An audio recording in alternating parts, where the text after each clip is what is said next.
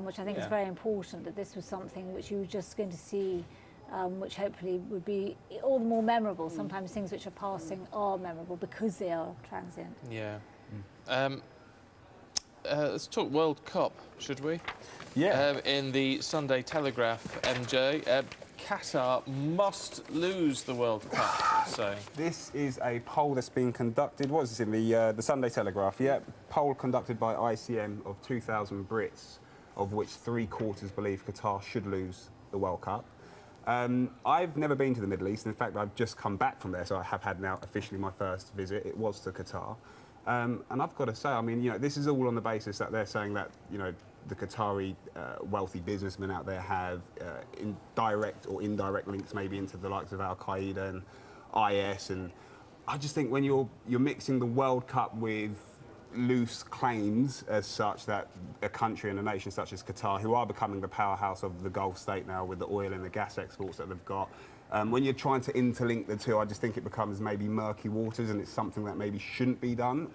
Do you think you shouldn't ever mix politics and sport? With football, who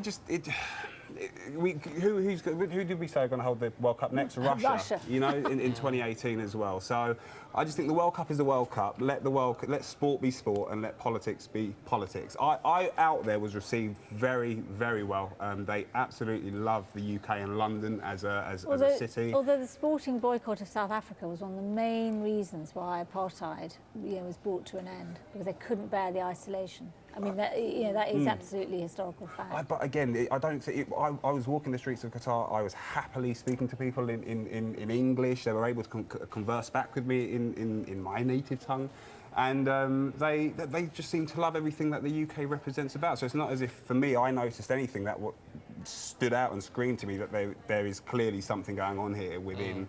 A hidden background where there may be connections into certain terror organisations. Well, it'd be interesting to see how, what does happen with 2022, because there is so much controversy over it. Let us know your thoughts this morning at Sky Stephen, at Sky Gillian. We're going to take a short break. Back with more in just a moment. Cortana, when my wife calls, remind me to tell her happy anniversary.